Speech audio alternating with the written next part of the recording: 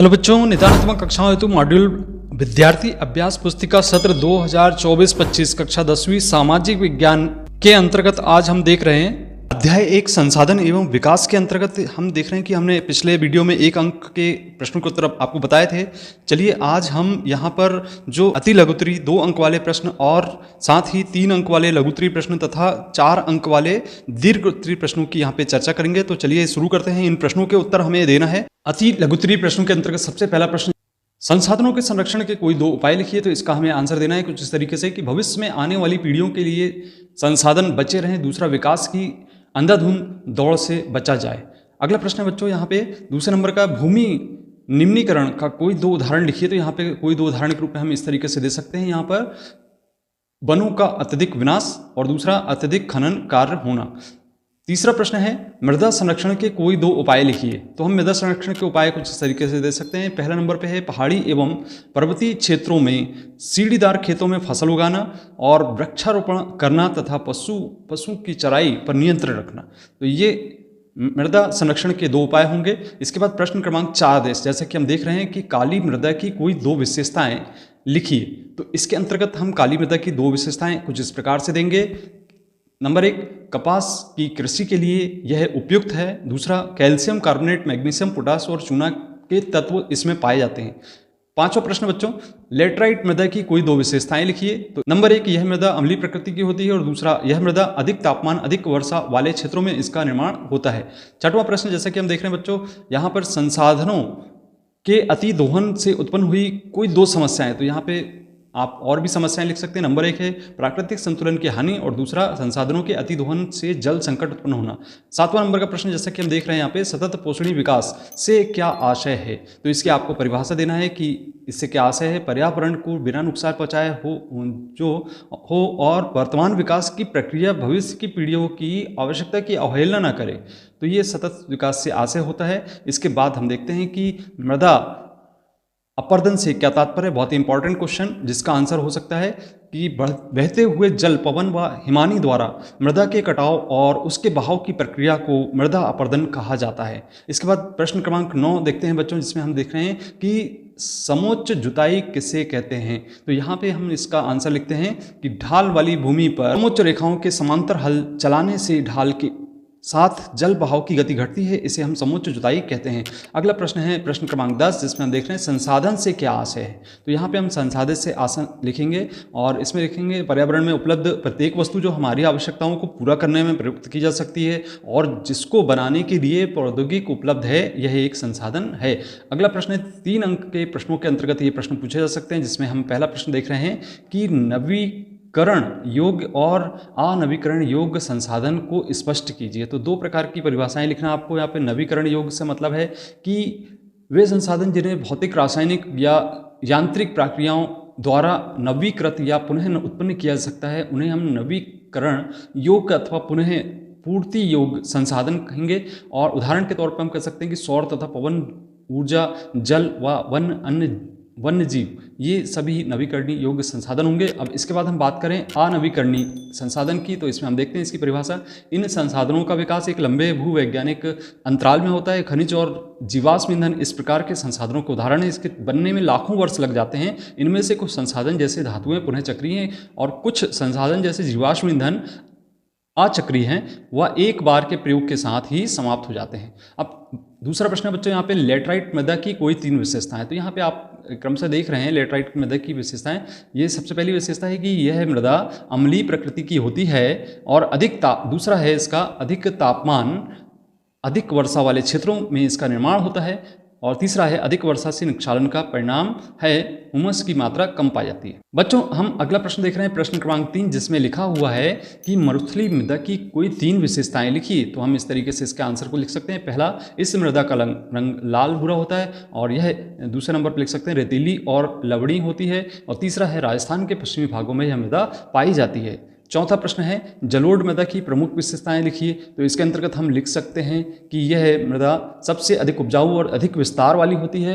यह मृदा देश के उत्तरी मैदानों तथा तटीय प्रदेशों में पाई जाती है। इस मृदा में पेड़ पौधों का गला सड़ा अंश ह्यूमस काफ़ी मात्रा में मिला हुआ होता है। इसके बाद हम प्रश्न क्रमांक 5 की ओर चलते हैं बच्चों, जहाँ पे एजेंडा 21 क्या है, इसके मुख्य उद्देश्य क्या है, तो इसके बारे में हमें लिखना है। सबसे पहले तो एजेंडा 21 क्या है इसके बारे में समझ लेते हैं कि यह एजेंडा एक घोषणा है जिसे 1992 में ब्राजील के शहर रियो डी जेनेरो में संयुक्त राष्ट्र पर्यावरण और विकास संवेदन UNSCD के तत्वाधान में राष्ट्र अध्यक्षों द्वारा स्वीकृत किया गया था। दूसरा, इसमें हम देखते हैं कि इसके जो मुख्य उद्देश्य हैं वो कुछ इस तरीके से लिखे जा सकते हैं कि इसका उद्देश्य भूमंडलीय सतत पोषणीय विकास हासिल करना है। दूसरा, यह एक कार्यसूची है जिसका उद्देश्य समान हितों, पारस्परिक आवश्यकताओं एवं सम्मिलित जिम्मेदारियों के अनुसार विश्व सहयोग के द्वारा पर्यावरण क्षति, निर्धनता और रोगों से निपटना है। तीसरा, एजेंडा 21 का मुख्य उद्देश्य यह है कि प्रत्येक स्थानीय निकाय अथवा स्थानीय एजेंडा 21 तैयार करना।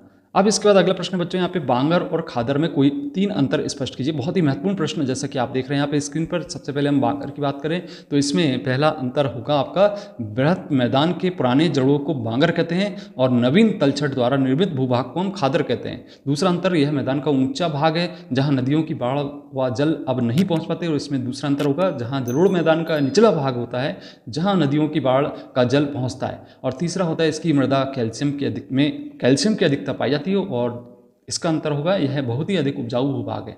तो बच्चों ये थे बांगर और खादर में अंतर। प्रश्न क्रमांक 7 की बात करें हम, जिसमें लिखा हुआ है कि उस चट्टान का नाम लिखिए जिसमें काली मृदा का निर्माण होता है और इस मृदा की विशेषताएं भी लिखिए। तो सबसे पहले तो हम बात करते हैं कि काली मृदा का निर्माण ज्वालामुखी के उद्धार के समय धरातल पर फैले लावा के ठंडा होने तथा उसके अपक्षय से होता है। लावा प्रवाह का मुख्य उदाहरण बेसाल्ट है। इसके बाद हम इसकी विशेषताओं की बात करें तो विशेषताओं के अंतर्गत जैसा कि हम देख रहे हैं कि काली मृदा की विशेषताएं निम्नलिखित हो सकती हैं, जिसके अंतर्गत सबसे पहले काली मृदा बहुत ही महीन कणों वाली मृदा है और इसमें पानी पड़ने पर यह चिपचिपी होती है तथा सूखने पर इसमें दरार पड़ जाती है। तीसरा, इसमें लोहांश अधिक मात्रा में होता है और मैग्नीशियम की मात्रा भी अधिक पाई जाती है। और चौथा, इसका स्थानीय नाम रेगुर मृदा है। तो आपको कभी कभी प्रश्नों में पूछा जाता है कि काली मृदा का दूसरा नाम क्या है, तो रेगुर मृदा के नाम से इसे हम जानते हैं। अगला प्रश्न है प्रश्न क्रमांक 8, जिसमें हम बात कर रहे हैं संसाधनों के विकास के आधार पर कितने वर्गों में बांटा गया संसाधनों को। तो हम बात करते हैं इसमें सबसे पहले तो वर्गीकरण की, जिसमें विकास के आधार पर संसाधनों का वर्गीकरण, जिसमें हम देख रहे हैं कि वे संसाधन विद्यमान है लेकिन अभी तक उपयोग नहीं किया गया। उदाहरण के रूप में राजस्थान तथा गुजरात में पवन ऊर्जा और सौर ऊर्जा सही ढंग से उपयोग न किया जाना है। इसके बाद दूसरा है विकसित संसाधन, जिनका सर्वेक्षण तथा गुणवत्ता की मात्रा निर्धारित हो चुकी, प्रकाश प्रौद्योगिकी तथा उसकी संभाव्यता के स्तर पर निर्भर। तीसरा है भंडार, पर्यावरण में उपलब्ध पदार्थ जो मानव की आवश्यकताओं की पूर्ति कर सकते हैं, प्रौद्योगिकी के अभाव में पहुंच से बाहर है। उदाहरण के रूप में आप देख सकते हैं यहाँ पे उदाहरण दिए गए हैं कि जल हाइड्रोजन और ऑक्सीजन का यौगिक है। यह ऊर्जा का प्रमुख स्रोत बन सकता है लेकिन इसमें पानी से परिणित कर ऊर्जा के रूप में प्रयोग कर तकनीक हमारे आसपास अभी नहीं है। चौथे नंबर पर हम देख रहे हैं कि संचित कोष भंडार अंग तकनीक ज्ञान की सहायता से प्रयोग में लाना संभव, भविष्य में प्रयोग में लाना संभव। उदाहरण के रूप में आप देख सकते हैं जल विद्युत की प्रयोग सीमित है और बांधों में जल संचित कोष हैं, इनका भविष्य में किया जा सकता है। अब हम प्रश्न क्रमांक 9 की बात करें, जिसमें हम मृदा अपरदन के प्रमुख कारण की बात करते हैं। तो ये निम्न कारण हो सकते हैं मृदा अपरदन के। तो यहाँ पे देखिए बच्चों, यहाँ सबसे पहला कारण है वनों का विनाश, दूसरा है अत्यधिक पशु के चारण, तीसरा है आदिवासियों द्वारा झूमिंग कृषि करने के कारण, और चौथा है भारी वर्षा के कारण। तो ये कारण हो सकते हैं।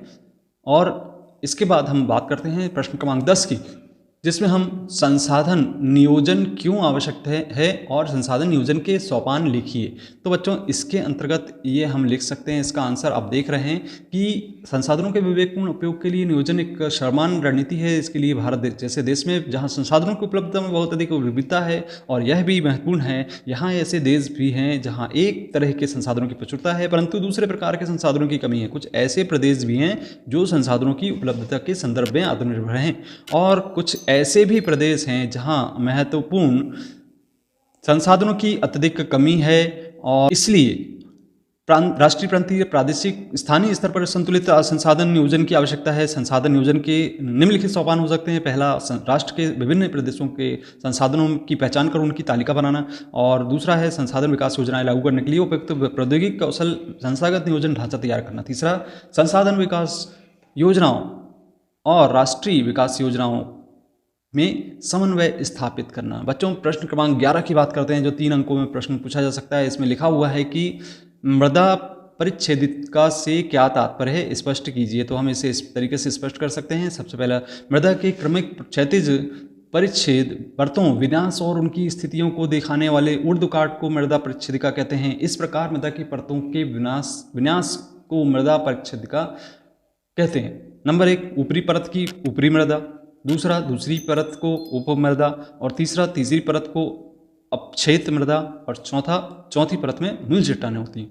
तो ये इस तरीके से यहाँ पे कौन कौन सी चीज़ें पाई जाती है आप यहाँ पे देख सकते हैं प्रश्न के उत्तर में। अब बात करते हैं प्रश्न क्रमांक 12, जिसमें लिखा हुआ है कि मृदा परिच्छेदिका का नामांकित चित्र बनाइए। तो अभी जैसा कि हमने ऊपर पढ़ा कि कौन कौन सी परत होती हैं और किसको क्या कहा जाता है, तो ये आप स्क्रीन में देख सकते हैं। ये 4 परतें हैं और इसको अलग अलग भागों में डिवाइड किया गया और इसका एक सचित्र बनाया गया है। तो बच्चों, ये थे अध्याय 1 पर आधारित प्रश्नों के उत्तर, जो 2, 3 तथा 4 अंक में पूछे जा सकते हैं। यदि आपने अभी तक चैनल को सब्सक्राइब नहीं किया है, क्योंकि बहुत सारे बच्चे वीडियो जरूर देख रहे हैं किंतु चैनल को सब्सक्राइब नहीं कर रहे हैं। यदि आपको इसी प्रकार के कंटेंट से जुड़े रहना तो चैनल को सब्सक्राइब करें। मिलते हैं अगले वीडियो में। धन्यवाद।